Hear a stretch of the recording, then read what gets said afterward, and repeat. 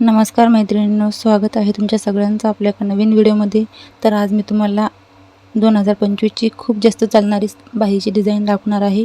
तर व्हिडिओ कुठेही स्किप न करता पूर्ण बघा, खूप सोप्या पद्धतीने दाखवलेला आहे।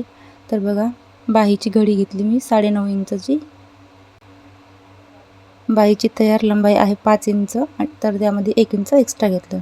तर बाहीची लंबाई घेतली मी 6 इंच। तर बघा, आता हे कपडा साईडला ठेवायचा डिझाईनचा आणि मेन कपडा खालच्या साईडला ठेवायचा आणि त्याच्यावरती अस्तर ठेवून साधारणतः पाव इंच शिलाई मार्जिन घेऊन बाहीच्या कडेने एक टीप टाकून घ्यायची बघा।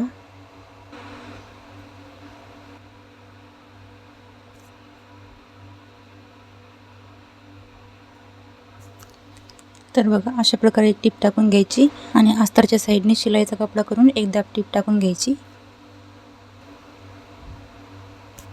तर बघा, दाबटीक टाकून घेतली मी। आता अस्तरचा कपडा आतल्या साईडला फोल्ड करून किनाऱ्याने एक शिलाई टाकून घ्यायची। अगदी सावकाशपणे किनाऱ्याने शिलाई टाकून घ्यायची, कुठेही कपडा जमा होऊ द्यायचा नाही बघा। फिनिशिंगसाठी ह्या टिप्स खूप महत्त्वाच्या आहेत बघा। तर बघा, शिलाई टाकून घेतली मी किनाऱ्याने। आता साईडने बाहीच्या साईडने अस्तर आणि कपडा अशा प्रकारे जोडून घ्यायचा। तर बघा, अस्तर मेन कपड्याला मी अशा प्रकारे जोडून घेतलं। आता जो एक्स्ट्रा कपडा आहे आपला तो कट करून घ्यायचा।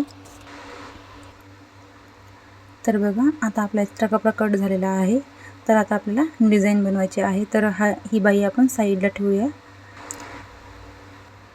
तर बघा, हे 4 मी कपड्याचे तुकडे घेतले बघा चौकोर बॉक्समध्ये। तर 7 बाय 7चा सर्वात मोठा तुकडा घेतला मी हा, आणि अशाच प्रकारे आपल्याला अजून 3 तुकडे घ्यायचे बघा। तर सर्वात मोठा जो तुकडा आहे त्याच्यापेक्षा दुसरे तुकडे एका इंचानं कमी कमी घ्यायचे। म्हणजे दुसरा तुकडा 6 बाय 6चा घ्यायचा आणि तिसरा तुकडा 5 बाय 5चा आणि चौथा तुकडा 4 बाय 4चा।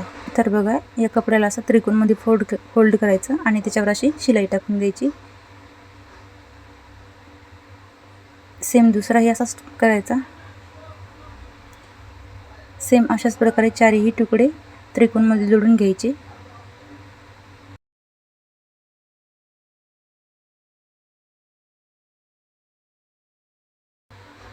तर बघा, हे 4ही तुकडे मी त्रिकोणमध्ये शिलाई टाकून तयार केली। आता या तुकड्याला सर्वात मोठा मी तुकडा असा परत एक फोल्ड करून याच्यावर शिलाई टाकून घेत आहे। खूप सोपी पद्धत आहे मैत्रिणींनो, आणि खूप छान अशी डिझाईन दिसते बघा। तर बघा, 4ही तुकड्याला मी अशा प्रकारे एक फोल्ड करून त्रिकोणमध्ये शिलाई टाकून घेतली बघा। तर बघा, 4ही पॅटर्न मी अशा प्रकारे तयार करून घेतले। आता या पॅटर्नला अशा प्रकारे एकावर एक ठेवून जोडून घ्यायचं बघा। 4ही पॅटर्नचा सेम अंतर ठेवून अशा प्रकारे त्याला पिन लावून सेट करून घ्यायचं आणि याच्यावर अशा प्रकारे एक शिलाई टाकून घ्यायची। तर बघा, डिझाईनच्या पॅटर्नवर शिलाई टाकून झाली। आता आपण जे बाही तयार केलेली आहे तिला अशा प्रकारे फोल्ड करायचं आणि त्याचा सेंटर काढून घ्यायचा।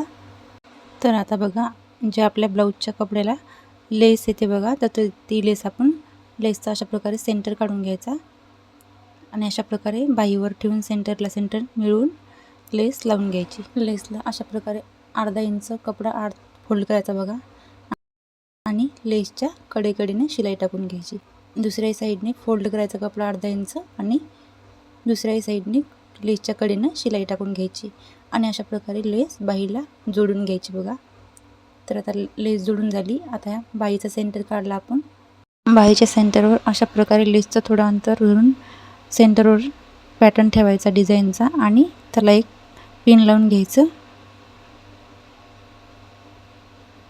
आणि नंतर शिलाई टाकून घ्यायची अशा प्रकारे।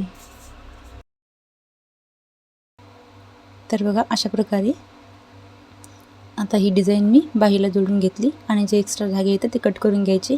आता पिन काढून घ्यायची आणि जो डिझाईनचा एक्स्ट्रा कपडा आहे तो कट करून घ्यायचा।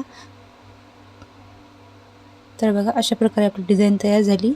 आता डिझाईनला मोती लावून घ्यायचे बघा। तर हे 4 मोती घेतले मी आणि अशा प्रकारे ही मोती। तर आता या डिझाईनवर आपण मोती लावून घ्यायचे बघा। तर हे 4 मोती घेतले मी आणि सुई धाग्याने अशा प्रकारे मोती बाहीला लावून घेतले। तर मैत्रिणींनो, खूप सुंदर अशी डिझाईन दिसत होती बघा बाईची, आणि माझ्या कस्टमरलाही खूप आवडली. तुम्हीही अशा प्रकारे डिझाईन बनवा, तुमच्या कस्टमरलाही खूप आवडतील. तर व्हिडिओ आवडला तर लाईक, शेअर आणि चॅनलवर नवीन असेल तर चॅनलला सबस्क्राईब करा. सोबतच बेल आयकॉन दाबून ऑलवर सिलेक्ट करा, म्हणजे तुम्हाला माझ्या नवीन व्हिडिओचे नोटिफिकेशन मिळून जाईल. आणि व्हिडिओ कसा वाटला कमेंट करून नक्कीच सांगा. भेटूया नेक्स्ट व्हिडिओमध्ये. तोपर्यंत बाय बाय.